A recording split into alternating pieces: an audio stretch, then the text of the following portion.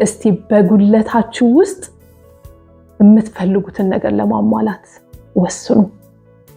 በተለይ ስደት ላይ ለምትኖሩ እህቶቼ፣ በተለይ አረብ ሀገር ላላችሁ እህቶቼ እድሜያችሁን ብዙ አመት ስደት ላይ እንትን ላላችሁ እህቶቼ ነው ልነግራችሁ የምፈልገው። ገና ለገና የሆነ ያሰባችሁት መጠን ላይ እስከምትደርሱ ድረስ ይሄን እስከምደርስ ይሄንን እስከማደርግ ብላችሁ እያቀዳችሁ ላሳዝናችሁ አልፈልግም። ግን ህይወት ሞልቶ አያውቅም።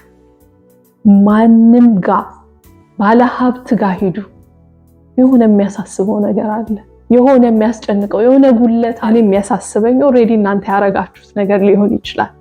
ግን ለኔ በጉለቴ ላይ ያቺ 5% ይዤ እግዚአብሔር ያረግልኛል ብዬ የማስባትን ነገር እንደሚያረግልኝ ግን አይበል